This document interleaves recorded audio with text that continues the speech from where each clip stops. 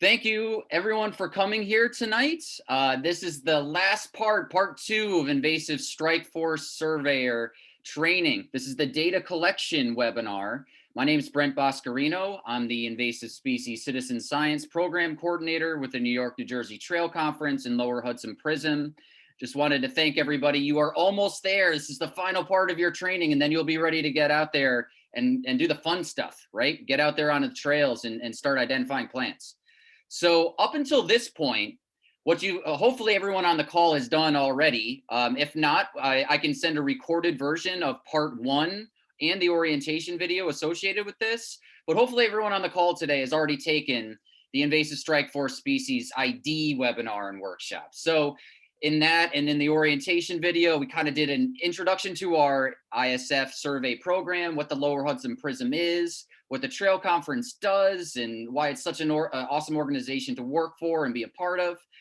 We did a little bit of Invasive Species 101, talked about what invasive species are and why what we're doing here is so important and critical. And of course, the main part of your training in part 1 was to do, general plant ID features, categories, and then to identify the 14 common species if you are doing ISF standard, and that's more for like beginner surveyors. Or we also want to welcome the intermediate level surveyors who have been part of our programs in the past, and they've can now ID 11 less common invasive species along the trail. So hopefully everyone here tonight has already taken that. Don't panic if you haven't already. We have that webinar recorded and can make that available to you. At this point, you've also received some access to some helpful ID resources. So you had YouTube links, again, as I said before, to the webinars that we've already done. I've also sent out a link to a quick ID guide of the plants that you've already learned. But after, in my follow-up email to this webinar, I'm also going to send you a really detailed, colorful guide of all the plants that you'll be responsible for. You should have plenty of resources at your disposal to make this happen. And just a reminder again of what my contact information is should you need to get in touch with me. So in terms of today's agenda, we're going to be talking big picture. We're going to talk about data collection and protocols. Like, what's your overall mission?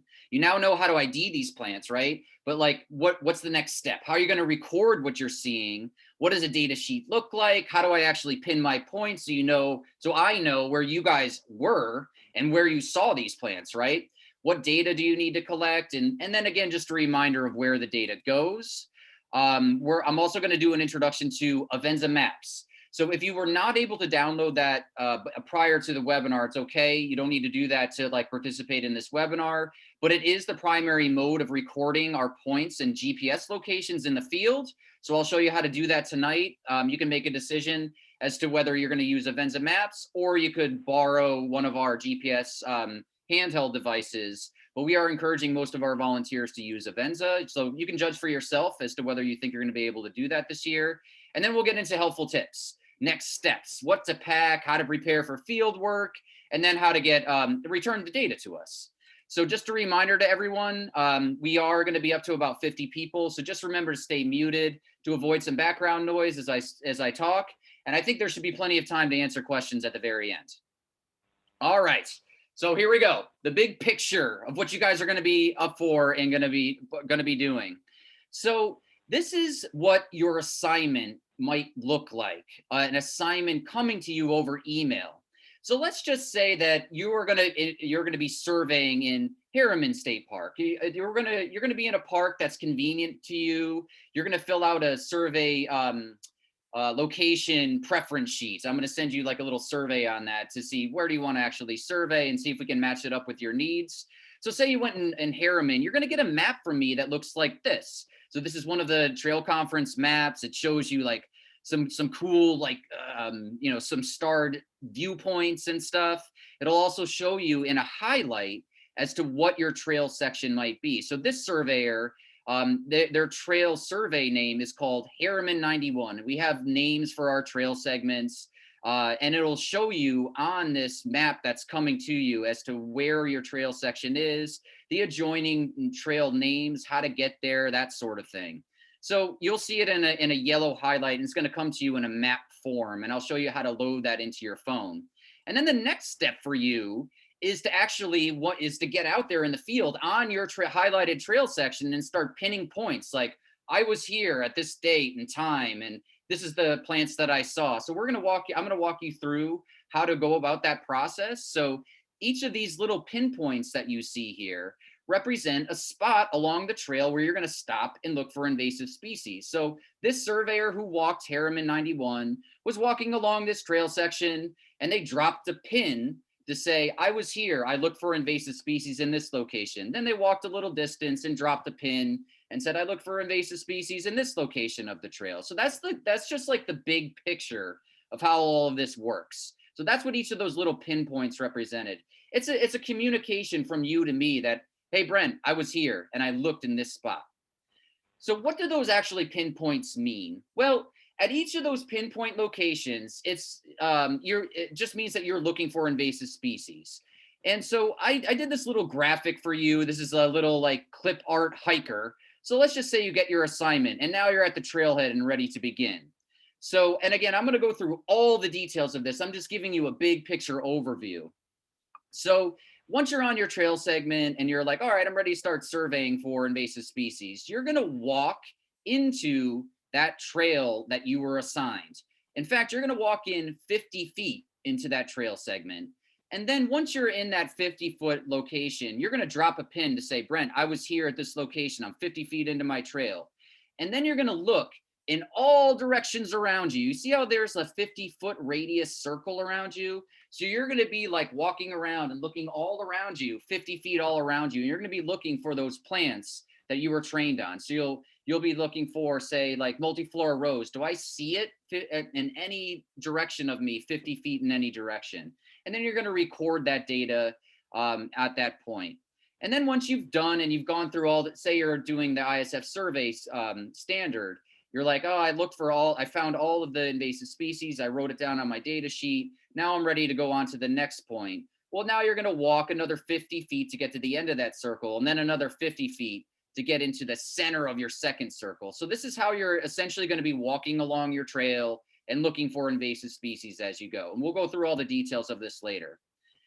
Then at each of those points where you're putting in those pins, you're going to record what it is that you saw. Now, don't be overwhelmed by this data sheet. I'm going to go through stepwise progression as to what you're going to write. This is just a real overview of what you're going to be doing. So let's say you were in that, if we go back to that circle, let's say you were walking along and now you're in the middle of your first circle. You pinned your point. Now it's time to go look for what you saw. You have this really handy standard species code over here where it gives you all the species, little cheat sheet for what all the species are that you're looking for. And let's say that you're in your first circle, you're going to write down, hey, in this GPS point number 1, in that first circle I was in, I saw, and we code each of our species. I saw Ramu, and Ramu is this is the name for, if I look at what Ramu was, it's for multiflora rose. So that means that this person, when they were surveying, found multiflora rose in their first survey circle. And then you're also going to be recording things like, well, I saw multiflora rose trail side, like it was within 15 feet of the trail from me. Or you could say, like, I saw it, 15 feet out to 50 feet. It was in both. And I'm going to be going through each of these codes, just giving you an overview. You'll also be recording things like the general abundance of, say, multiflora rose within that first circle. And then you're also going to be going over things like habitat type. Like I was in a forest, or I took this pinpoint and I was in my trail happened to be in a meadow or something. So again, we're going to be going over all of the details of this. Don't panic right now. We're going to go over this in a lot of detail in a little bit. This is just an overview of the sorts of things you're going to be doing. Once you're done for the day and you're done surveying, you're then going to come back and there's going to be an opportunity to translate that handwritten data that you were taking onto a computer. So I'm going to send you some data sheets where you pull from pull down menus and transfer over your data onto an online submission form. Now, some people don't have the time or don't have the capacity to translate the handwritten stuff they were doing in the field onto the computer. And that's okay. You can just send us pictures of your data sheet and we'll have volunteers or myself that can input it for you. But essentially you go from being out in the field to writing down what you've seen to then like typing it up on a spreadsheet. It's very simple pull down menus, and it's part of your overall volunteer time. And again, once we have that entered into our computer, we then load that into our database and can create a map. You guys remember this from the orientation video. You know, we can create a map of all the trails. So we might have a surveyor surveying this trail section, and then another surveyor surveying this trail section. And then we get a good idea of what invasives, their general abundance we finding in these parks. And this is how it all works together, how one surveyor really kind of like tells the tale of one surveyor and then another surveyor and then another surveyor, and the power of like volunteer commitment to tell the tale of what's happening in our state parks so that we can make management decisions. So that's the general overview of where this is all going. But now we just need to get into the nitty gritty, the logistics of what's happening. So let's get started with that.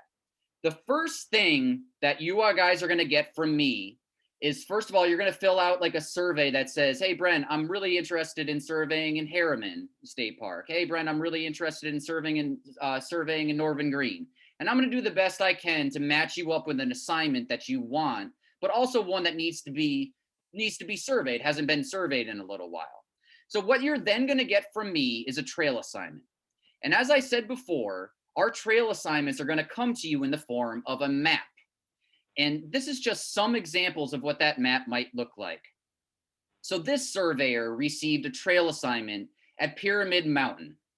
Each of our trail assignments or each of our trail sections are given usually the name of that park and then a number associated with it, because there might be multiple trails at Pyramid Mountain.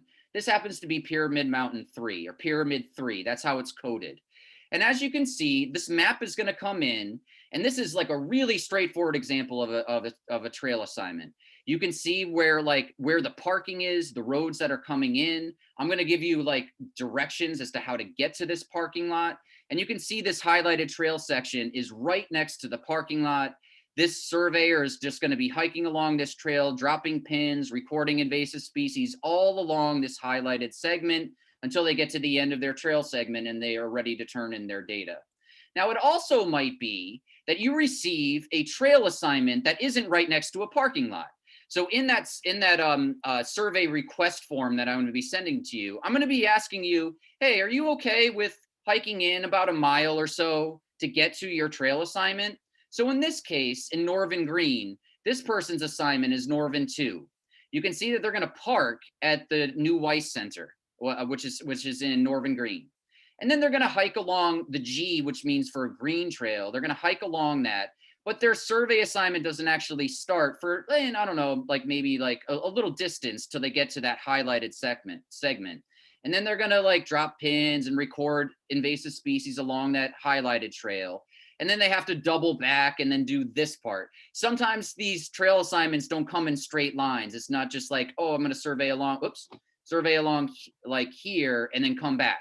Sometimes it's like a Y-shaped formation.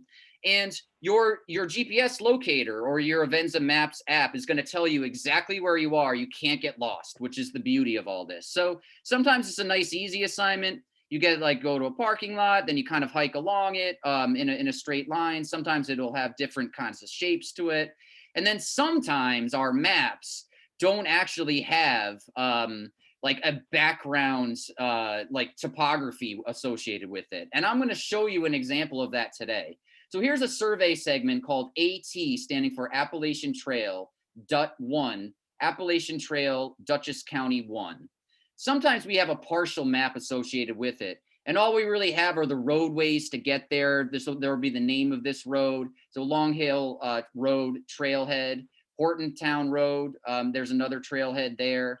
And, I'll give you specific directions as to how to get to these parking areas and these trailheads. So if that's the case, you may get a map that looks kind of blank like this, but rest assured that I'm going to give you directions as to how to get there. And as soon as you show up, your Avenza Maps app is going to show you that you have arrived. And I'm going to be walking you through all of that. So I'm just giving you sort of a breadth of the types of assignments and what your maps might look like when they come into your inbox. Okay, so step number 2 is, okay, you're going to get a map from me. Then the next thing is like, how do I get that map? Brent sent me a PDF map. How do I get that into Avenza Maps? So Avenza Maps is actually a really great tool for hikers in general, and of course for surveying. And the reason why is that if you load a map into Avenza ahead of time, and I'm going to show you exactly how to do that on your desktop or on your phone at home, you do not require any sort of like cell service or connecting with towers. And actually, Avenza will still be able to see exactly where you are, even without connection to a cell tower. And that's why it's really good. You'll be able to drop pins and see where you are and not get lost if you load the map ahead of time.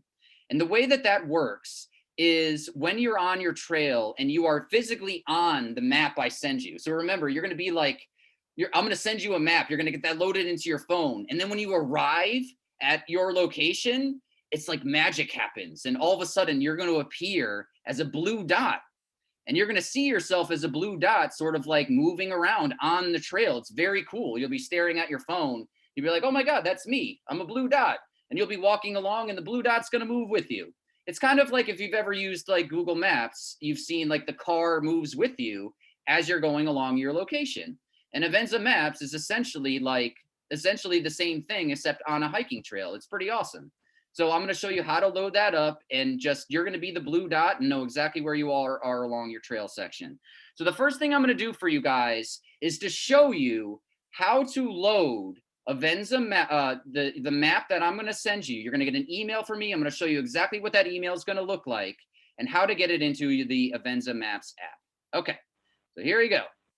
This is going to be your first step here, and this is all going to be available for you in the taped webinar to go back and see it when you actually receive it from me. But here you go. This is a look at my iPhone.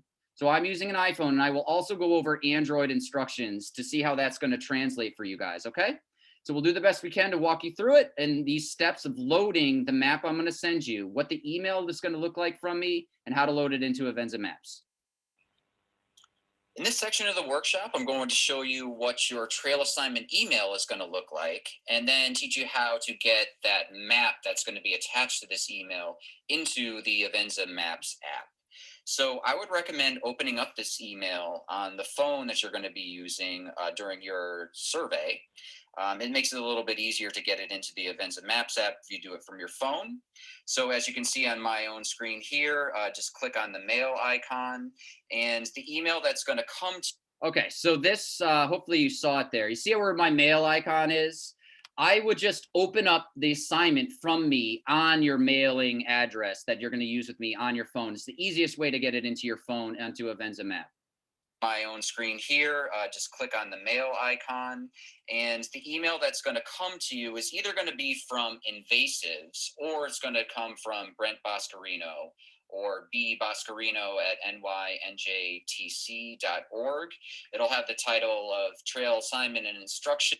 I've like literally written down here like what probably the wording I'm going to use. I'll say like, hey, John, attached is your assigned trail section, and it's going to be called this. And then I'm going to give you a little summary of what that trail is segment is named. They'll tell you the park it's in, what the trail section is, like a little slight description of it. And then also I'm going to give you some details on the parking situation, like how to get there, as well as like what the parking lot might look like, or things to be on the lookout for. So you'll have all of this information in the email.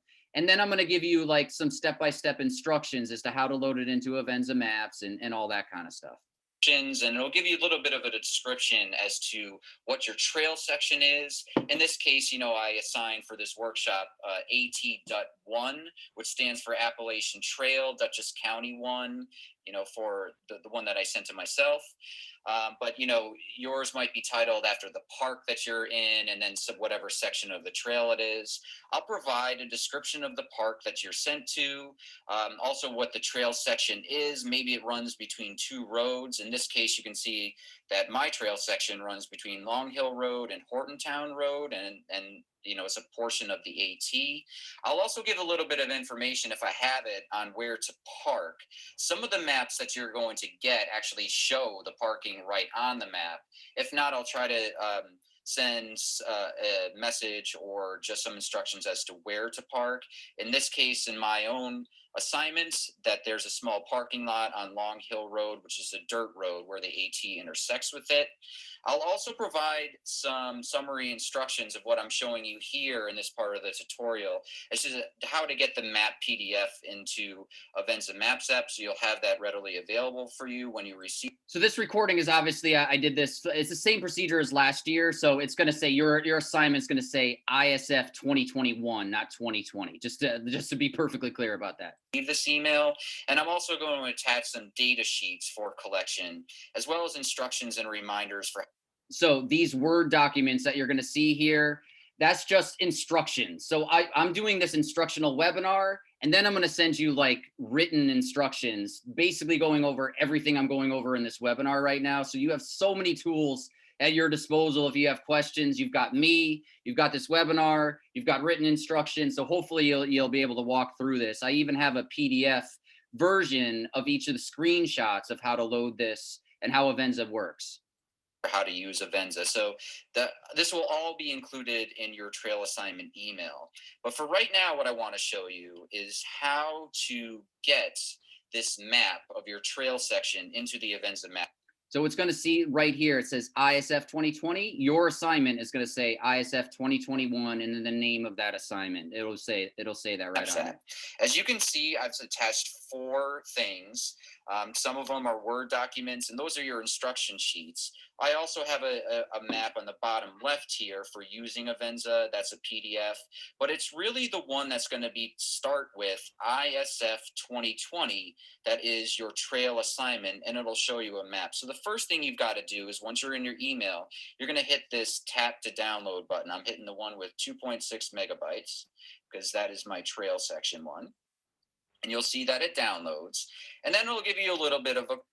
Okay, so it's going to download, and then all of a sudden you see like a little clip of the actual map. You have to hit it again. You have to clip it one more time. Preview of what your trail section is.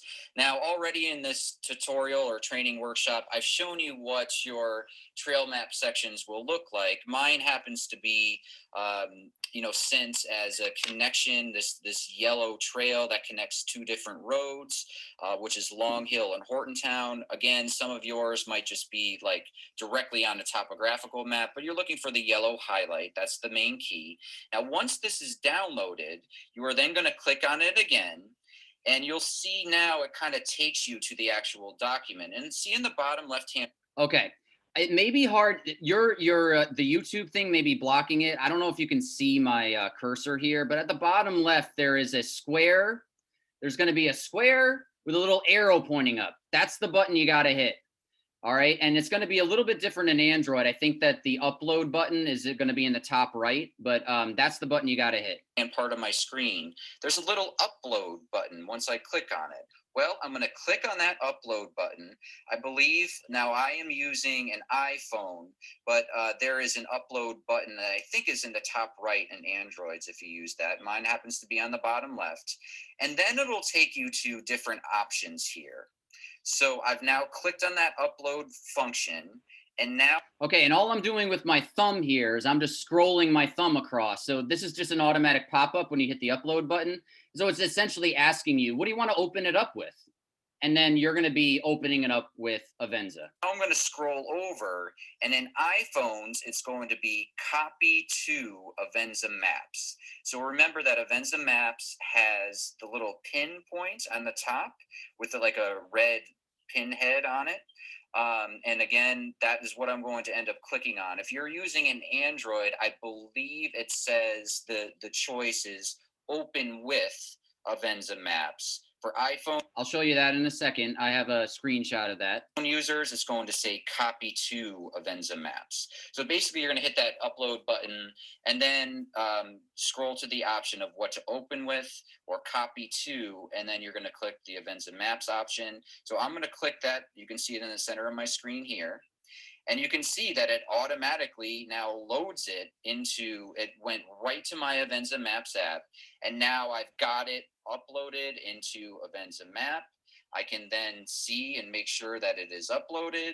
And you can see that here is now my trail section. It is in the Avenza Maps app. And once I arrive at the site, you're going to appear as a blue dot and you'll see yourself actually walking along the trail. But this initial section in this part of the training workshop just teaches you how to upload your map or trail assignment into the Avenza Maps app. All right. I mean, I went through that very thoroughly. So hopefully, you know, when the assignment comes out, hopefully you can just rewatch this. You can look at the instructions as to how to do it. You should be able to figure this out. I'm hopeful. And if you can't, just contact me. I'll help you out. So basically, you know, now that you've done this, you please do this at your house, because once it's uploaded with Wi-Fi, it should work. And I saw Adrian's comment too. In like 99% of the cases, it's going to work even if you don't have connection to a cell tower, unless you're in a really weird location. It does happen, but it's rare. It's rare that it won't work as long as you preload this thing. So that's just how to get the map that I'm sending you into Avenza. All right, so this is how to import that with an Android. The prompt is going to be, you're going to open up the PDF from the email that we send, and then there's going to be a prompt that up at the top right that's going to say open with, and then it's going to like generate some options for you, like what do you want to open it with, and it's going to say, then you're just going to click open with Avenza, and that's it.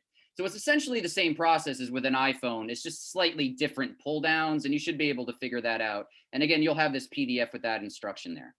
Okay, the next thing is, once you have Avenza on your phone, you can probably even do it now if you want to. Once Avenza is downloaded, your map's uploaded, you just need to ensure that your location services are enabled. So I'm going to walk you through how to do that, and just make sure that everything that you need is there for you. I'm going to enter full screen here, and just making sure that you know that you have all the settings set on your phone in order for your GPS to work correctly. So this is what you're going to do after you have the map loaded up. You only need to do this once, and you'll never need to do it again. Once you have Avenza downloaded onto your phone, the last thing you need to do before you go out and survey is just ensure that your phone settings, the Avenza app has location services enabled. And the way that you have to do that is just go to your settings icon. So in my iPhone is this gear box, you know, that where you get the updates. It's just a general settings on your phone. You can see it on my phone here in the bottom right hand portion, the little gear box. So you just click on that, and that'll take you to a menu that looks similar to this with settings at the top. You can just scroll down. I'm sure you've seen some of these settings before, but you're going to scroll down to the section where you see all of the apps that you have on your phone. So I'm just going to keep scrolling, and then you see how there is Avenza Maps there. Once you get to that app, so it's right here. I mean, these are all the other apps that I have on my phone. You just click on the Avenza Maps app. Under your settings, you just click on that, and then you're going to have a pull up that basically says something that says location, or allow Avenza Maps to access location.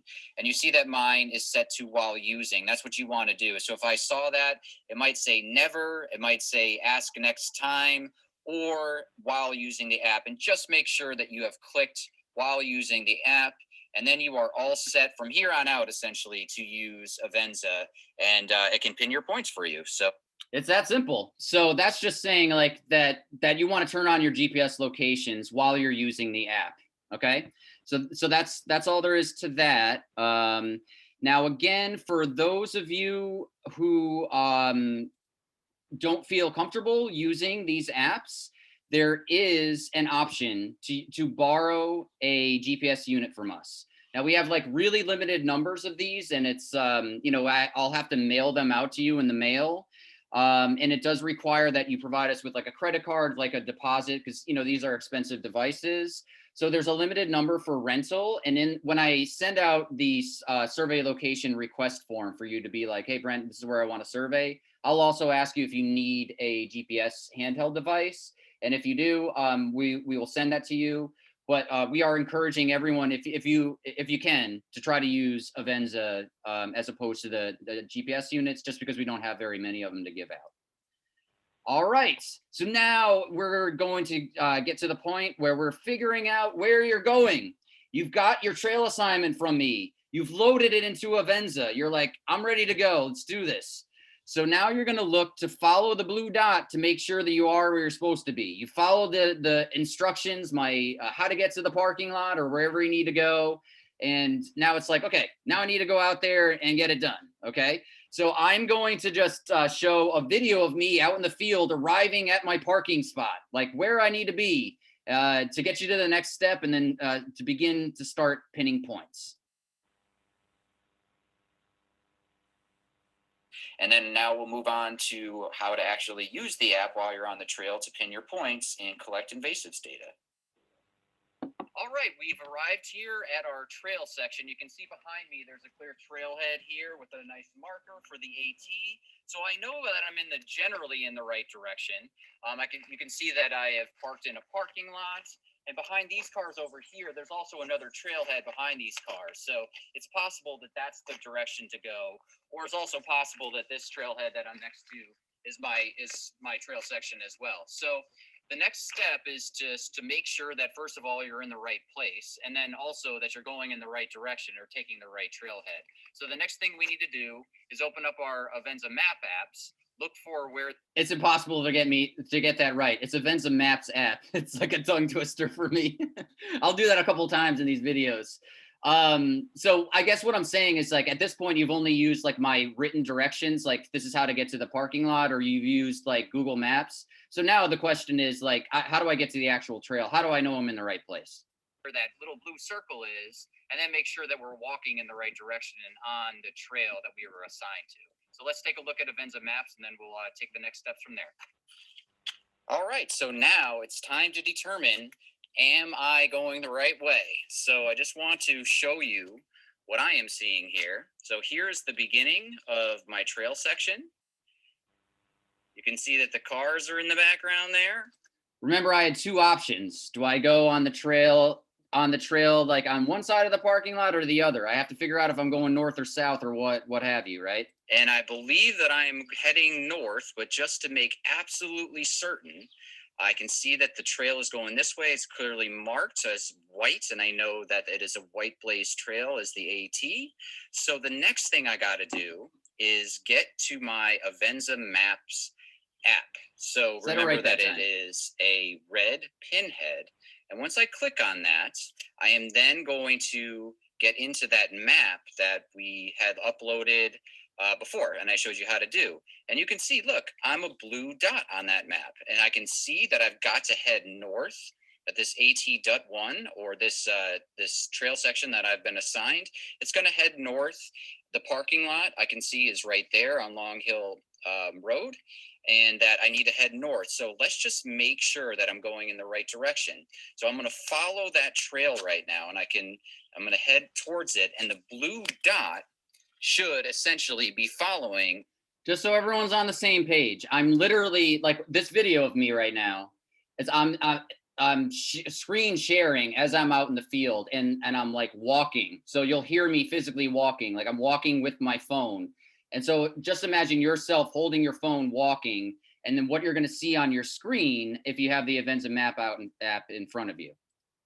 That yellow survey line, and you see how it's following along with me here, and it's staying pretty centered. I'm zoomed out right now, but you'll see in a second. You know, it might not be absolutely perfect, but of course, if you know that you are moving in the right direction and generally following that yellow line where the trail section is, you know that you are going in the right direction.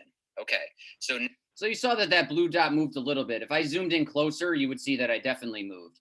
The main thing at this point is just to make sure that that blue dot was not moving across the street in the other direction. So at least I know I'm going the right way. I'm on the trail moving in the right direction. Now is a question, now that I know that I'm going in the right direction, I'm actually going to head back, and you can see me moving here. I'm going to head back to that starting section where I showed you the video, and then I'll teach you how to record your points. Okay. So that was just an explanation of just to make sure that you're in the right place. Did I get to the right parking lot? And am I on the highlighted trail? That's it. That's as far, we're going like really stepwise here to help you guys out. Okay, so the next step is now you're going to pin your survey points. You're going to actually be like, okay, I'm ready to actually survey. So remember, that would be you at the trailhead. And remember what I said before, you are going to be walking in for your first survey circle. Remember, we're looking all around us in a big 50-foot circle for the invasive species that you learned about in your training. So to get to the first circle, you're going to walk in 50 feet. Now, this is important. Before you leave the house, get a general sense, like get out like a measuring tape, and then do an estimate of how many paces when you're walking it takes to go about 50 feet. So for me, I think it's 21 steps is about 50 feet for me. It's usually around 20 steps for the average surveyor. So if you forgot to do it, you're like, oh no, I forgot what 50 feet was. It's about 20 steps. So that being said, the main thing, right, like it's just to stay consistent. So say you're just like, I'm going to do 15 paces or I'm going to do 25 paces. Just keep it consistent throughout your survey as to where you pin your points. So essentially, you're going to walk in, you're going to drop your first pin when you're 50 feet into that. And then remember, you're going to survey for those plants. The next thing that you're going to do is think about the survey circle. You're going to pin it in the center of that circle and be looking for plants all around you in 50 feet. So to get to the center of your next circle, you have to walk 100 feet. You guys see that visually? Because if I'm looking for plants and I'm in my first circle and that plant's over here, to get to the center of my next circle, I got to walk 100 feet. So it's like twice the footage. So after that first point that you dropped, you're going to be walking 100 feet. So in other words, it's like 100 feet in between each of the centers of those survey circles. Okay. As to what the pinpoints mean, just remember you're walking along, you're dropping pins every, mostly like every 100 feet, and you're looking for invasive plants all along the way. Okay. So now let's look at a video of how to actually do that and how to pin the points in the field again through some more screenshots. And you'll see me actually doing this in the field and moving along with it. Okay, now that I know that I'm at the start of my trail and I'm moving in the right direction and I got the right trailhead, I can now start my survey. So the first thing, remember, that we got to do is we got to get to the center of our first survey circle. And to do that, I need to walk 50 feet in. And I did, before I went out, I recognized or realized through a tape measure technique that I had mentioned before that about 21 paces for me is about 50 feet. So now I'm going to walk about 21 paces into the center of my circle, and I'm going to pin that first point, which is essentially like the center of my survey circle. So I'll count them out, and then I'll be quiet till I get to about 50 feet into the circle. So 1, 2, 3, 4, 5.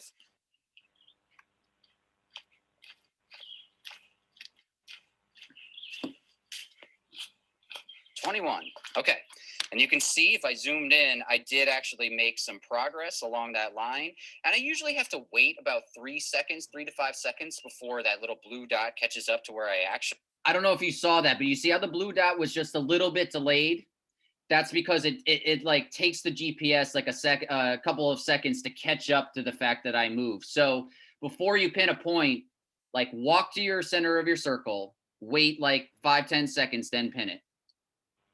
Actually am, and you can see that I'm set away from the road and about 50 feet into that, and then I've got to actually pin the center of this point or the center of my first survey circle, and that is a 3-step process. You see in the bottom left hand part of my screen there is an arrow pointed northeast. Look right? at the bottom left So right now. That arrow, what that does is that is going to center the point or center the screen. That is absolutely critical to hit that arrow after every single point you pin. I cannot reiterate this enough. You have to center the point before you pin. You have to hit that. I know it's hard to see because of the YouTube thing is getting in the way, but there's a little arrow on the bottom left there. And you have to hit that little arrow. It has to center the point before every time you pin. I will say that like 10 times in this webinar. You got to center first. That's absolutely key. In the entirety of the survey. So here I am going to hit the arrow It'll put now me in the middle of my screen. And then the next thing I've got to hit is the pin that's right next to the arrow. And that's going to take me to the next page. So remember, hit the arrow, and then you're going to hit the pin. Whoops, I hit the wrong thing. I'm going to hit the pin. And once that pin goes, you're going to get a screen that looks like this. It's going to have a title where it says place mark 1. All right, so that means that that is the first place mark I have put down on my survey location, and the symbol is going to be this red pin. I don't need to change any of these descriptions. Okay, fight the urge to change the name of the place mark. That really messes up our data. Don't call it like Fern Gully or something. No cute names. Just leave it place mark 1, and then your next one's going to be place mark 2. Sometimes people change it around and try to give it fun descriptions, and even though that's great, I love to promote fun. Don't do that in this case. Okay, it really will mess up the data. Here, description, location, time, whatever. This just takes you to the page. When you hit that pin mark, you are then going to hit submit. And what that does is it shows you now your first place mark, or the center of your first survey circle, is right here along the track. So 3-step process: arrow, pin. The pin then takes you to a new site, and then you'd hit submit. That's it. Arrow, pin, submit. Arrow, pin, submit. Arrow, pin, submit. I'm saying that just so like get it stuck in your head. It's a 3-step process. So now, as opposed to surveying, if this was a normal survey, I would now be looking for invasives, which I'll show you in a second as to how to record those. But just since I want to just continue along with the place marks and just show you what the next place mark placement would look like, I'm just going to keep doing this, and then we'll pin our second point. So remember that we're in the center of our first survey circle, right? So that's 50 feet in. But the survey circle is, 50-foot radius. So I actually have to walk another 21 paces to get the end of the circle, and then another 21 paces in to get to the center of my second circle. So let's start doing that, and let's see if this blue dot follows along and away from place mark 1. 1, 2, 3, 4, 5, etc. So right now I'm walking 42 paces, 18, right? 19, 20, 21. Okay, so now I am at the edge of my first survey circle, right? And you can see that the blue dot moved away and followed our yellow track, but now I got to walk another 21 paces to get to the center of my second circle, because remember, those centers of the circles are actually 100 feet apart. So I'm going to walk. Okay, so just a reminder, right? As we're looking at this, that was the first pin. Then I walk to the edge of the circle of 21, and then I got to get to the center of the second one. That's what I'm talking about here. Another 21. 9, 10, 11, 12. 21. Okay, now I am at the center of my second circle. I am going to hit the arrow in the bottom left to center it. And then the next thing that's going to happen is to hit the pin. That takes me to place mark 2, right? And then the next thing I need to do is just hit submit. And that's how it goes. You see how the center of the two circles. And so, okay, the next part of what we're going to do. That got cut off a little bit, but it's the center of the two circles. They're set apart from one another. And that's essentially, you're going to do that for the whole length of your trail assignment, and that's that you just until you've gone through the whole highlighted section of your trail. So essentially that's what's going on. That's it. I wanted to show you a little bit of how it's slightly different between iPhone and Android. So remember that with iPhone, arrow, pin, submit, right? Arrow, pin, submit. With Android, it's a little compass in the top left. So it's compass, pin, and then the next part for Android, as opposed to hitting submit. You see how it's submit with an iPhone? With an Android, it's a little check mark. I got to move my window out of the way. Hold on. There's a little check mark here, right? So with Android, let me do it again. So with iPhone, arrow, it's arrow, pin, submit here. With Android, it's compass pin check mark. It's all the same, essentially the same process. It's just what icons do the two use. And again, you're going to have access to this webinar. You're going to have access to this PDF of these instructions as well. Okay. So then the next thing, that's all you need to do for Avenza. You're just essentially going to pin those points until you've gone through your entire trail section. Okay, I'm gonna start my video again here.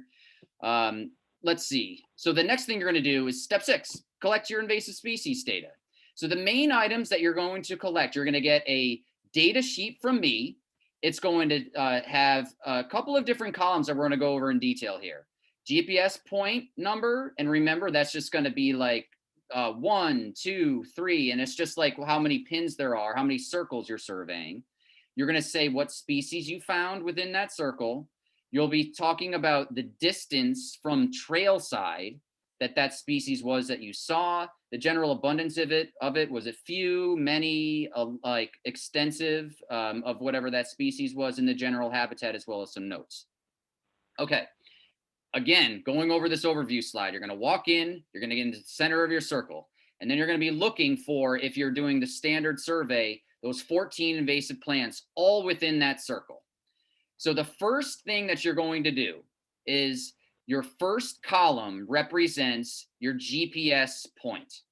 So if you are in your first circle, you're then just going to write down, I'm in circle number 1, and now I'm standing in the middle of my circle, and I'm looking all around me in 50 feet for any of these 14 species that you learned about in the standard survey. Norway maple, tree of heaven, autumn olive, Japanese angelica tree, all these sound familiar to you. We have coded them based on their genus and then their genus and their species names. So like Acer platanoides is Norway maple. So its code is ACPL. You don't have to memorize these. This cheat sheet is literally right next to you. In fact, it's a great guide. You can't screw it up because it's right on the right side of the data sheet. So you have this little cheat sheet right there. So say you're in your first circle, right? And you saw multiflora rose. You're going to write down first circle, I saw multiflora rose. That's it. That's as simple as that. That's what the first column is just the circle you're in. And then you write down the species code of what it is that you've seen.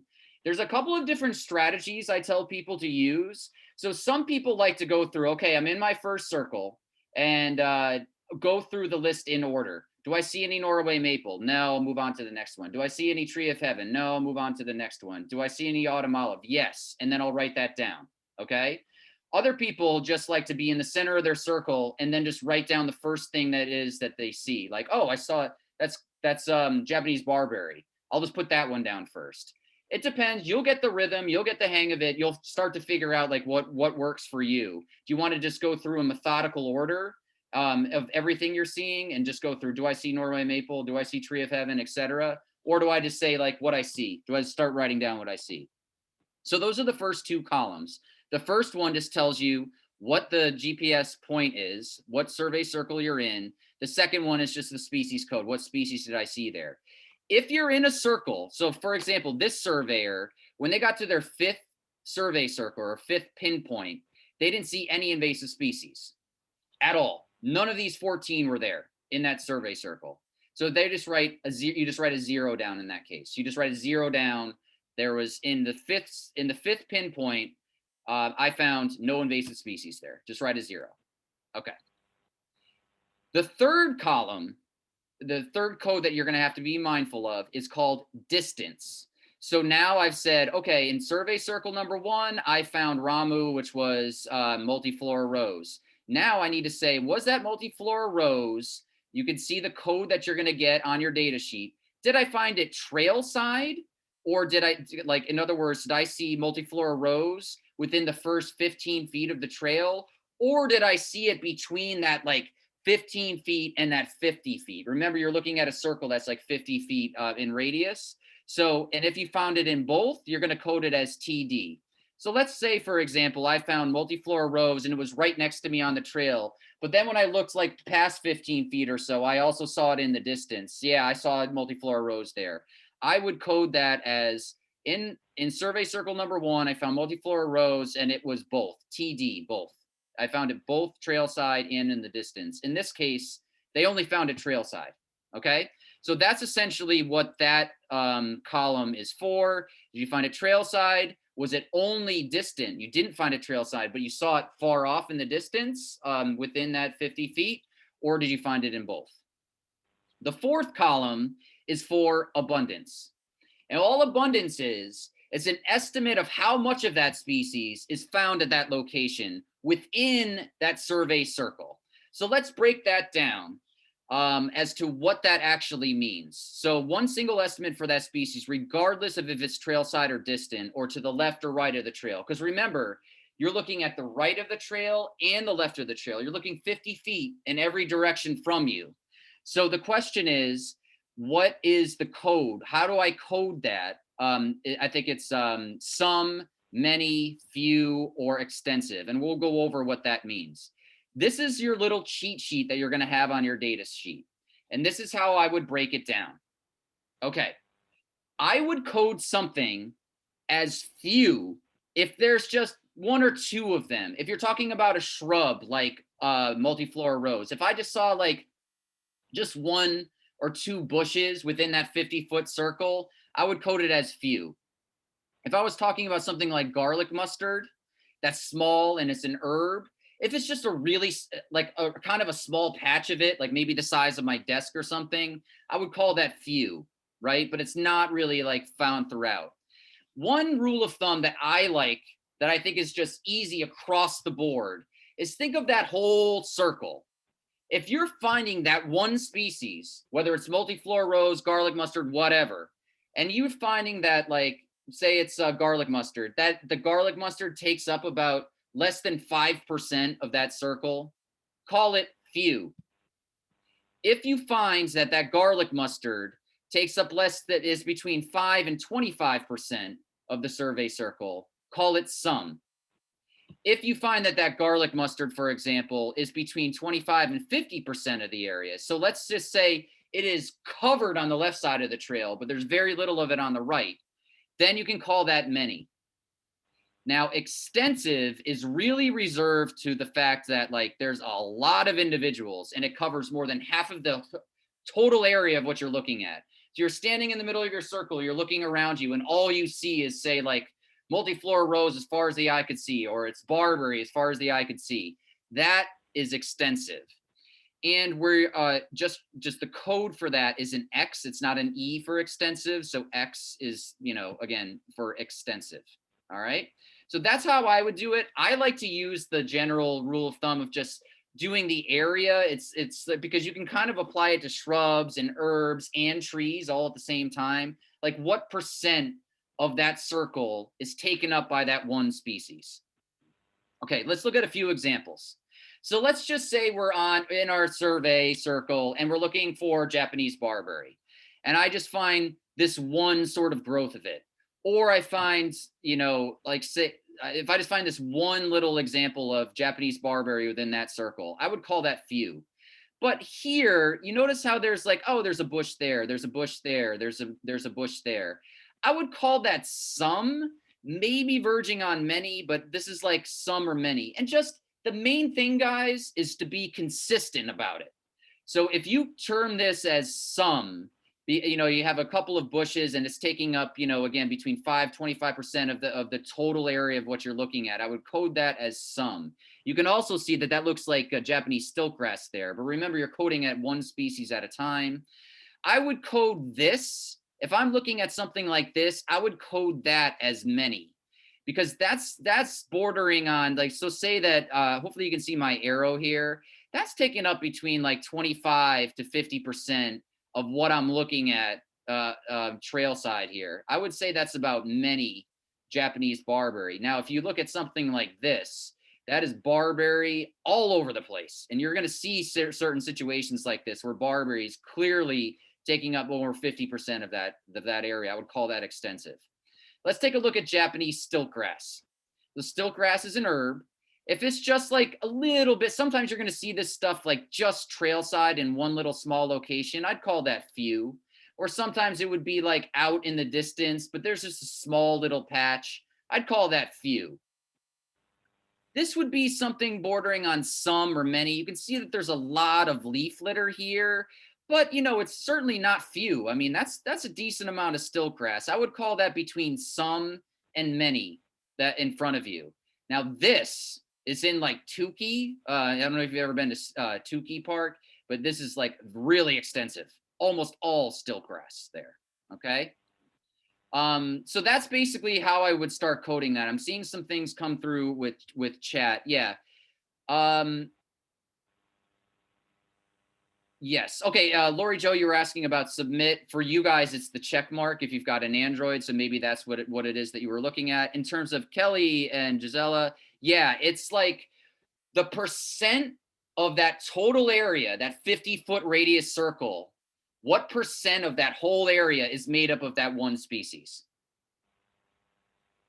So I can take more questions at the end, but it's really like it's the percent, not of the plants, it's the percent of the area. So again, as we looked at, let's go back and look at like this example. You see how there's a lot of leaf litter there? Like that counts as part of the area, right? It's that's stuff that's it's not percent of all the plants, it's percent of the area. Hopefully that answers the question. Okay. The last column is called a habitat column. And all that is, this is probably the simplest of them. It's just saying at the point in which I am, that pinpoint, what's the habitat around me? Would I consider it to be forested area? Would I consider it to be scrub? I'll go into that, what it is in a second. Am I in the middle of a meadow? Am I near like a water body, like a pond or a stream or something like that? Or am I at an edge between two distinct habitats? So this record, say you're in your survey circle number 1, they found multiflora rose there. They also found COR7, which is bittersweet. So in that survey circle, they found 2 species, both trail side. The multiflora rose was medium density. The bittersweet was some density. And it was both, that survey location was found in scrubland. And we'll be going over that. You're going to say what most of the individuals of the species are found in the area doing. A forest, we are going to define as mostly trees. Like if you look straight up as to what the trail section you're in and you're seeing a canopy where like a lot of the sky is obscured, that's what we're going to call a forest. Like it's mainly dominated by trees. There's a canopy of some sort. Scrub is an area where it's mostly shrubs. There might be a few scattered trees, but if you look up, you're seeing a lot of sky and mostly bushes, right? That is not to be confused with a meadow, which is a field that's mostly grasses and flowers, maybe some bushes and shrubs and stuff, but it's mostly grasses and wildflowers. Water, so you're either like right near a water body or really close to a water's edge. And an edge habitat is, again, a boundary between the two or planted. I'm going to show you some pictures of each of these examples in a second. The vast majority of what you're going to be surveying is forest.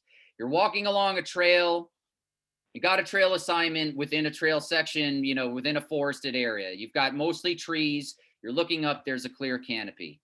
Scrub land is more like at the summit. You guys know that feeling. You're sort of like have reached the summit. The trees are like not as tall and you're seeing a lot of open sky. That's what we would consider scrub. Scrub can also look like this though, where you might have a grassy section of a trail and mostly what's surrounding you are bushes and shrubs, not grasses. There's a difference between this scrubland, bushes, that looks like a lot of autumn olive that I'm seeing there. Yeah, there's some grasses, but a lot of autumn olive there. Here's a meadow. There's not a lot of shrubs. There's not a lot of bushes. It's mostly grasses, right? So that's what you're looking at this location, is mostly meadow. An edge habitat would be like, okay, I have a trail that's in mostly meadow, and then it's like abutting next to a forested area. So I would call that edge habitat. So say my trail section was right along here where the red line is. I'm on the edge of a forest and meadow. I would code that as edge habitat. You are almost never going to see planted, but we do reserve the right. If you feel that most of what you're seeing there is planted and clear rows like this, there are some trail segments that might be planted, but it's got to be really, really obvious, like you're next to an orchard or something like that, where you see a neat line of trees. Okay, there's also, you'll notice, a notes column in the last column. You can use that notes field for things like ID notes, like, hey, Brent, wasn't sure about this. This is what I saw. Noting that you've taken a picture. So, and I'll talk about pictures in a second. Anything else that you feel like you want to jot down, we have a column on our data sheet for that. When to take photographs. Lots of surveyors will ask, like, hey, do I need to take a photograph of what it is that I'm seeing? Here's my main rule of thumb. If you are unsure about an identification and Seek an iNaturalist is not helping you with that identification, feel free to take a photo of that, mark it on your data sheet. Brent took a photo, sending you a photo for confirmation of what it is I think it is. Okay, there's an option to do that. So that is a good use of the notes thing. If you're doing intermediate species, I would recommend posting to iNaturalist the first example of the intermediate species that you found. So say you came across Linden viburnum on your trail. This only applies to the intermediate surveyors right now. So say you found Linden viburnum for the first time on a trail. Post that to iNaturalist just once, just so that we know on that trail segment there's Linden viburnum there. You only have to do it once. Or if you're having trouble with an ID, take a photo of it, write it down in your field notes and say, I'm sending this to you for confirmation, Brent. Okay. Again, after you finished all the observations at your first point, you're then moving to the next survey circle. Have you noticed I'm repeating this a lot? It's just like the more repetition, the more it's going to stick in your brain, guys. So again, you at that location, you're going to look all around for all the species you learned about. And as soon as you've gone through all of them, the list, and exhausted all of them, you then move on to your next survey circle. Okay, a quick note on the survey points. The 50-foot and 100-foot distances, they're estimates. They don't have to be exact, guys. If you are getting into a situation where you're just going along a trail and you're on this wonderfully pristine area and there's just a whole bunch of zeros, I don't see anything, Brent. Like a lot of our surveyors in Black Rock last year, they just kept walking and walking and walking, not seeing any invasive species. That's great. It's a really pristine area. That's wonderful. You don't have to record zeros at each location. After a couple of zeros in a row, you keep walking till you find an invasive species, and then you drop a pinpoint. The same thing applies. If you're just in an area that is just Japanese barberry for as far as the eye can see, and it's just that over and over and over again, until something changes, you don't need to record a pinpoint every 100 feet. You can go to every 200 feet or whatever till the situation changes. All right. With that, I'm now going to take you through me in the field as a surveyor, as you are going to see it with your own eyes when you go out there in the field. So this is me in the field. I've got my gear on. I'm ready to go. And so I'm just going to show you a video of me actually doing what you're going to do in the field. And hopefully that's helpful to you to be like, I can do this. I've got my backpack. I've got my Avenza Maps. I'm ready to go. So I'm just going to show you a video of me out in the field right now. Okay, guys? Going through this entire process. All right, here we go. Me and a data sheet. This is going to be you in a few weeks, guys. This is the fun part. Is getting ready for our survey. I've shown you how to pin the points, and now it's really about data collection time. So the first thing we got to do is, before we get out here, we got to write down a couple of different things. So this is what your data sheet is going to look like, and I'm pretending that I am doing a standard species survey. This is what your data form is going to look like. Of course, the first thing to do is, like any good recorder, I want to record the date. Today is the 26th of 2020. And if you remember that the trail segment name that I am assigned to is AT.1. It is just me, so I'm going to write down my name, Brent Boscarino. If you go out with a partner, make sure to include all volunteers who are out surveying with you. My start time on this trail segment and what I'll be working on today is about 1:30 p.m. And then eventually, when I'm actually done for the day, I'm going to write an end time and then a total survey time. Eventually, when you turn these forms into me, then we will calculate all the volunteer time, the amazing work that you guys put in, and tally all those up and enter that into our record. So make sure that you write down a good start time, end time, as well as total survey time. Okay, and then you can see these different columns here that we mentioned in the PowerPoint presentation about the sorts of things that you'll be recording. So I'll go over that in the field in a second here. All right, about to walk my trail section and take some survey data. So I showed you how to pin your points in Avenza, but now it's time to actually show you how to collect data and to walk the trail, see what's around you, and I'll show you a few tips as I'm doing it here. So first of all, you can see that I have brought a mask with me. So in case you can't stay 6 feet away or you pass someone along the trail and can't keep a 6 foot distance. So I recorded this again. This was last year, and this is when the crazy things were happening. So a lot of the stuff right now, if you can't socially distance, we're still encouraging the use of a mask on the trail. But if you're vaccinated and you're set, you know, it's not like a mandatory thing anymore as part of our protocols. Distance, that you can put their mask on quickly and make sure that it's secure so that it's easy on, easy off, you know, by using your fingers on the side and not the front of the mask. I've also got a backpack with me, plenty of water. You can bring some snacks along with you as well. I've also got my data sheet as well, so I should be good to go. And just make sure you got like good sturdy shoes, long socks, you know, and to certainly make sure you check for ticks when you get home and done at the end of the day. So I'll be walking along the trail here and pointing a few things out about how to record your data, and hopefully this will be helpful to you guys. I am about to walk my trail section. Here is again the trailhead. Remember those similar cars. I know I'm moving in the right direction because I've kind of tested that out already. I just want to show you as I'm counting here my steps into myself, just like what I'm seeing along the way. You know, you're looking kind of as you're getting to that first pinpoint location, you're kind of looking around you and more or less like scouting things out ahead of time. So I'm about 21 paces in. It's at this point in which I want to pin my first location. And typically what I do to mark that I am in the center of my circle is I'll put something down, like in this case, I might put my bag down temporarily to know that this is the center point of my circle. And then it's at that point that I will pin the location. And remember that I got to look 50 feet in all directions. So here's the big circle that I'm looking at here. So I'm going to look about how far I went. I'm then going to look at the trail ahead of me and then see about what that 50 feet is going to look like. So remember, you know, when I walk in 50 feet, I got to survey the stuff I just walked by. So you're kind of like scouting things out as you go. And then I just like to have have something to like kind of like, you're gonna pin on your phone, but then like physically pin the center of your circle. And I usually use my bag or something like that to be like, here's the center of my circle, so I can like reorient myself.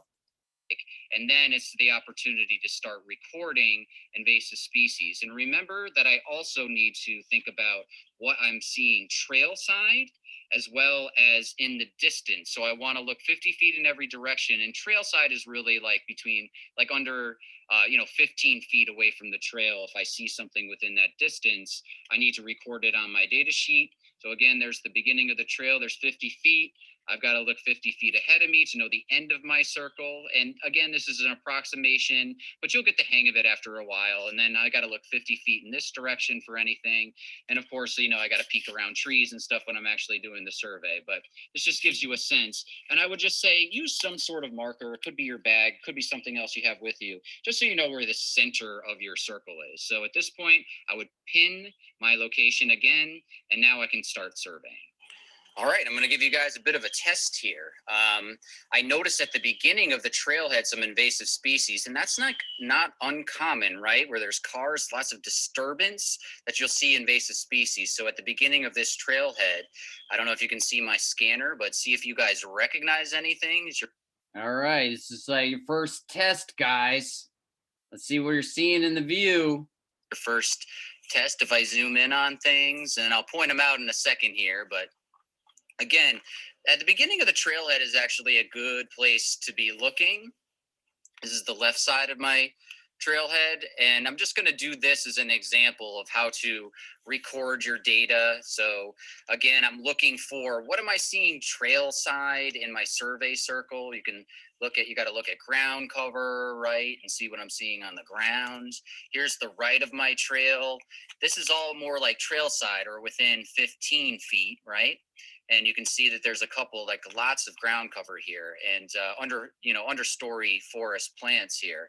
And I would consider this to be forest habitat. And I'm just looking around just to show you what I've got. And this is just in the first little section of this. So it's a matter of like what you're seeing and then recording it. So let me just go point some of the things that I saw out. Okay. The other thing that I want to make clear, so I usually get this question.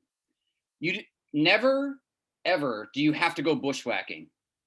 You should just stay on the trail, maybe like a little bit off trail, but not like, you should not go bushwhacking. You're just you're doing the best you can to estimate what you're seeing in all directions. This is an estimate, guys. We're trying to get a ballpark idea for what's on your trail segment. This is not, it's not the end all be all. They were not shooting for absolute perfection. We're trying to get a picture, a general picture for what it is on your trail. You do not have to go bushwhacking. And then how to record it on a data sheet. Do you guys recognize what we're looking at here?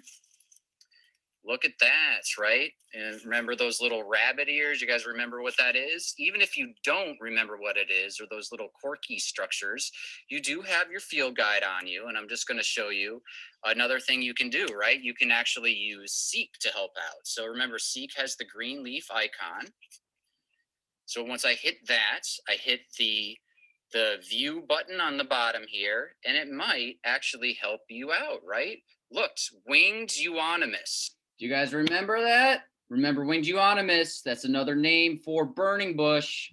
So even if you didn't know it and you couldn't remember it, remember, you got Seek at your disposal, right? You're looking at the corky wings, you got the bunny ears, there's lots of things you could, that'll help you. You've got your quick ID guide on you, like a paper version of it. So, you're just going to learn so much, guys, in the first couple of times you do this. And then it's going to be like, you're going to pick it up super, super fast. So if I wanted to know what that was, you guys remember that another name for burning bush is winged euonymus, and it actually recognizes that. If you wanted to learn more information about it, you could actually take a picture of it, and you can view the species. It tells you all about it. It tells you that it's also called burning bush, where it came from. And this is just a review for those of you, just in case you wanted to use iNaturalist or Seek for help with some of this. There is a mechanism for doing that. But again, just other tools you got in your toolbox for what you're looking at. So we go back to what I'm seeing now in real time. I've got burning bush along the trail, and if I go back to the beginning of the trail section here, you will see that it's definitely within 15 feet. All right, so now it's time to record on my data sheet what I saw. And remember that we are at GPS points number 1. This is at the beginning of the trail, and it was our first survey circle. So now I know that I saw burning bush. So the question is, where do I record that? Well, burning bush, its code is EUAL 13, right? And that is the genus and species. And again, I got that little handy guide over here, so I can't really go wrong. So EUAL 13. I saw it. So the question is, where did I see it? Now, I saw it by trail side within 15 feet, so I'm going to record that distance as a T. And the abundance, they're really, and again, you would have to kind of be on the lookout as you're throughout the survey circle. But this was the only instance of burning bush that I saw within the survey circle. You're going to have to believe me on that one. But you'd have to check this out for yourself if you were out there. It would be very few. So the abundance is few. I mean, we're talking about 1 to 3 shrubs here. And the habitat, you got to make a decision. Some could consider this an edge since it's the right next to the road. Or you could call it forest. But I mean, it almost becomes like canopied forest right away. So I would consider this to be forest right away. There's not much of a transition. And most of you guys are going to be surveying in forests. And so that's how I would log my first observations of burning bush. So maybe you guys also noticed when I was scanning before all of the garlic mustard. So here is the second year of garlic mustard. And remember, good job, guys. I saw a lot in the chat. It was coming. Garlic mustard was there. That it's got white flowers out now. These are the little saliques that hold the seeds that I'm holding there. And it's like, remember, in its second year, it grows to be like very pointed, right? And if I rub it, you might smell that. Yeah, that garlic smell, and it's actually even more prominent. And just remember that it's got 2 years of growth, and you can see its first year of garlic mustard here before it actually bolts. So this is another thing that you could be looking for. And again, if you grind it up, you can smell that garlic smell. So definitely garlic mustard in this area. You've got the second and first year rosettes in there as well. And now remember that you got to look for this on both sides. So I actually don't see a lot of garlic mustard over here. The cover over here between the first and second year of growth, it's pretty prominent trail side. But as I'm looking really deeper, and if I looked all the way through, there's not a lot beyond the trail side there. I don't know if you saw it, but there was a lot of like leaf litter and open space. So you got to be mindful to look in the whole circle for what you're looking at. My survey area, again, there's not much cover here. And again, this is my trail section here. I'm not really going off of the trail. I'm just kind of looking around for garlic mustard. Yeah, I mean, it was pretty prevalent right along this area. But if I were to record this and wanted to look, now remember that I'm still in survey circle number 1, right? And I'm looking over at the code here. Where do I see garlic mustard? There it is, LB4. The distance, I did not see anything that was really beyond the trail side. So I'm going to call that trail side. And in terms of abundance, yes, it was definitely like covered, but I would not consider it to be, like vast coverage. So I'm going to code that as some. Habitat being forest again. So I'm going to put my 1 there for forest. And, that's it. So I'm going to continue to do this for all of my for every single species that I find in my survey circle until I'm all the way through at my first survey circle. And then when I get to my survey circle number 2, I would then call it GPS point number 2, etc. And remember that you can always use, just say you didn't know that was garlic mustard. And so again, you can use Seek, iNaturalist to help you with its IDs, but hopefully, again, that's going to bring you through the main parts of what you need to do to identify and help you through these initial stages. So I went through that in like painstaking detail. You're going to find that as you get a rhythm going and as you start to see this stuff, it's going to go much, much faster.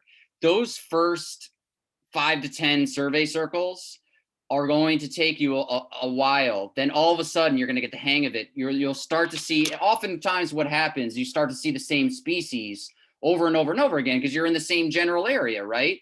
And then the more experience you get, the more your eye gets trained to what it is around you, you're really going to start develop that like search image, and things are going to go faster. It'll feel more like a hike and a walk, and you're going to get the hang of it really soon. So that's essentially like what the sort of like the tricks of the trade. I've got more videos on just IDs, but the main thing to highlight to you guys is that you have so many different things at your disposal. Like, don't feel, you really shouldn't feel intimidated by this, because yes, it's going to take a little bit of a while to get the hang of it and to find your rhythm. But I just want to say, just find your own rhythm. Do what works for you. These are the general guidelines. The main thing that we're asking for is to be consistent in what your pinpoint distances are, how you're defining some or few or many.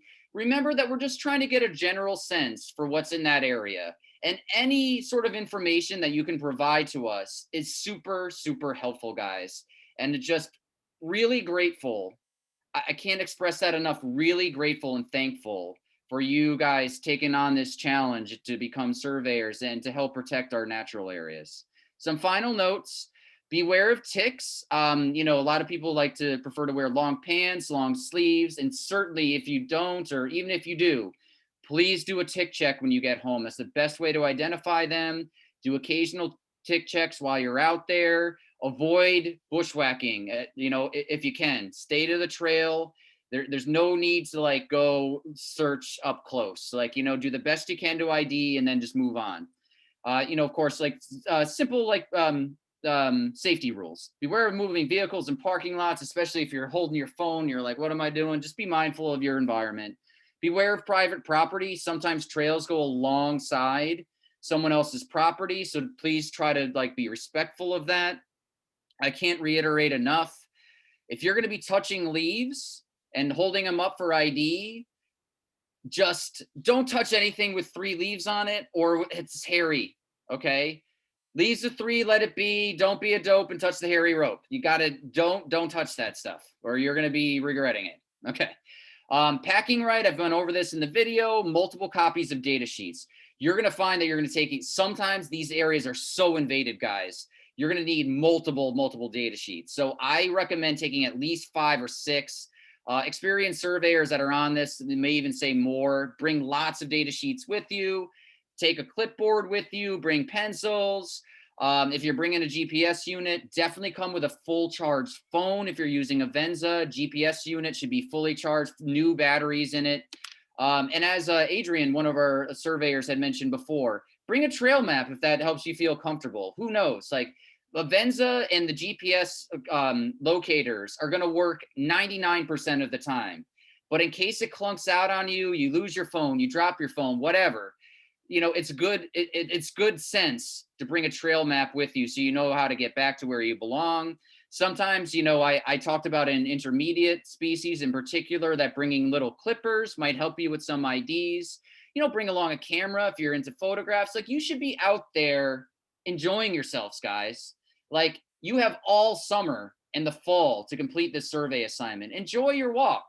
Like stop and smell the scenery, like enjoy it, you know.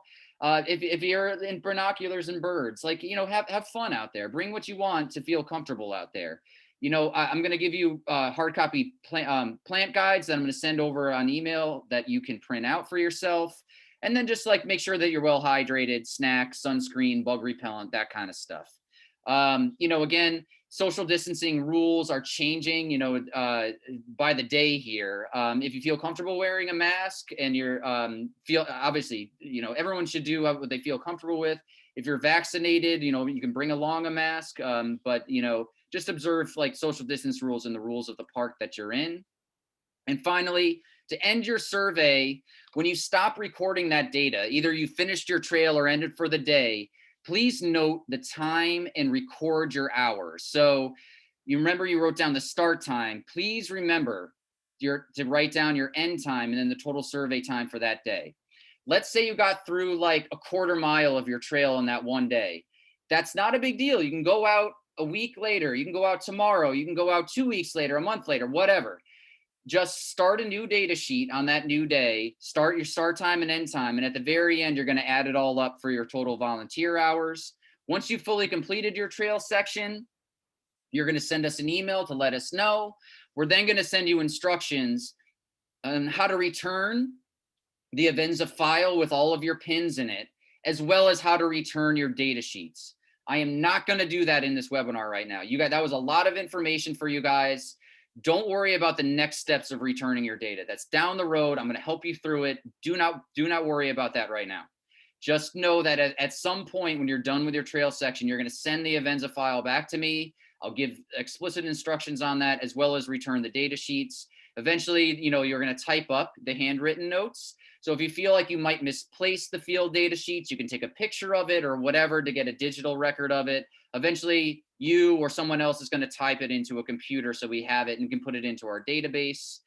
The only other thing to note about Avenza is to, if you do finish your data section, like if you're totally done with your trail, you've done the entire highlighted section, we don't encourage people to like wait to send it back to us. So if you are done, you're like, Brent, I'm done with my trail section. I've got my field data sheets. I'm about to type them up.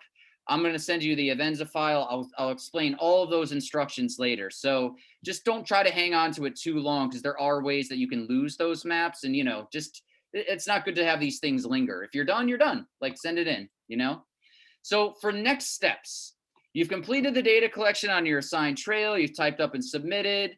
And, it's up to you. You can take on we have a lot of volunteers who are like, Brent, that was awesome. I learned so much about like what's in that park. I've been visiting that park for years, and now I know so much about it. Like I'm ready for another assignment. That's if you want another assignment, you've enjoyed the experience, you want to continue to give back, I can give you another trail assignment, another trail segment. When you're done, I'll ask you that question. You shouldn't feel pressure to do so, but if you have the time and want to continue and you're like, man, I just got so much better at that, the next one's going to go so much quicker and be even more rewarding, then go for it. In terms of FAQ, when do you need to complete the assignment survey by? I recommend do it as soon as possible. You just took these courses with me. It's all fresh in your head. You've got the webinars to go back to, but the bottom line is that you have months to accomplish this. And I would say for the beginner surveyor, it takes probably between 6 and 8 hours to get it done, but you have months to get that done. Some people like to do it in one weekend. Some people like to do it in 2 weekends, whatever. Some people like to do it just like after work and just chip away at it. Whatever works for you is the bottom line. Whatever works for you is great. We're just so thrilled to have you on board. What happens to my data if I don't finish the survey? Even incomplete surveys give us valuable data. Please submit anything you have to us by the end of September. And the reason why September is the cutoff is that's when usually the leaves start falling off and the IDs have become a little bit more difficult. So with that, I'm going to end this part of the webinar. I'm happy to take questions. If you can't stay on afterwards for questions, please shoot me an email at invasives@nynjtc.org. And just really, again, I can't reiterate the gratitude and thankfulness that I have for you guys and being here and giving it a shot. And you should feel so proud of yourselves, guys. That was a lot of training to sit through, lots of webinars. Like, round of applause to all of you guys. You're done. You're ready to go. So expect an email from me on that is going to have a taped version of this webinar, so you can go back and reference it. And as part of that YouTube link, I'm also going to send out a link to a survey location request form. And on that, you're going to be like, I'm going to ask you, how's your health? Are you okay with like hiking up steep cliffs or, steep trails or whatever?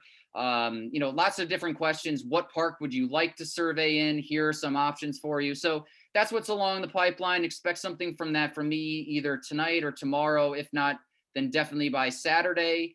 And the main thing is to fill out that survey request form. And again, I'm here for questions. Thank you once again, guys. And I'm going to stop the recording there. Thanks for attending. Proud of you guys.